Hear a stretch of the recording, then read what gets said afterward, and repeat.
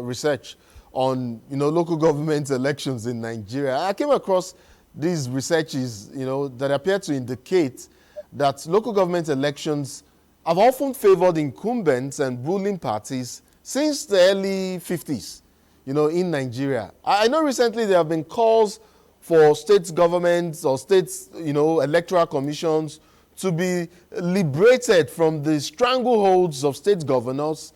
But I wonder how that can be achieved with full constitutional autonomy. Yes, we've seen what is happening right now with the Supreme Court's verdict, and now states are in a rush to conduct these polls. There are a couple of options there, being proffered on how best to make, these commissions more relevant, more responsive to free, fair, and transparent local government elections. Which of these options, that are out there most appeals to you, and why? Well, thank you, Nemdi, for that question. And it's a good thing that we're having this conversation in these very interesting times when we're looking at the issues around the Supreme Court ruling, and like you said, around giving local governments the autonomy and all that brouhaha that we have. And it's a good thing that you're also doing your research and throwing it way back from 1950s, and shows clearly that not only have we been practicing the local government system, but it's also a good thing that we have something to refer back to. But it's important that we look at our current democratic experiment. We have from 1999 till now, it's over 24 years that we've been practicing democracy, and it's the longest democratic span we've had in our democratic experiment going forward. And so we need to look at what has happened since 1999. We realized that even states did not fare well when we began our initial 1999 to 2007 democratic experiment.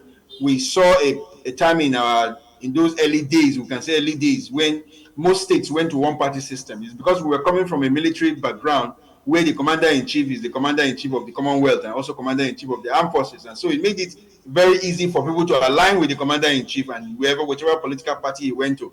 But gradually we began to see that we began to be sophisticated. We understood how the process worked. We began to be very comfortable with the culture of democracy, and saw that gradually we've gotten to where we are, where it's almost evenly divided among political parties, not a one-party system anymore. And it's not one person that can call the shot at the national level. So I think for me, the major part of the takeaway from here is that we have to put ourselves in a position where we practice democracy at the local level for some time before we form that culture. The culture we have presently is that you put in non-democratic institutions in local government. That's what everybody knew about. They say, caretaker committee, liaison officers. You give it any nomenclature, people are comfortable with it. Nobody is comfortable with the aspect of having sole administrator. Remember, there was a time, 1999, we had sole administrators as governors, when the president can declare a state of emergency in a state and appoint a sole administrator. We had it, 2 states. Plateau was one, and I don't know other state again that did it. So we know that we tried it didn't work. Now nobody is trying to go that area anymore. So gradually, I think we need to practice the local government democratic experiment until we get comfortable and have a generation that are very comfortable.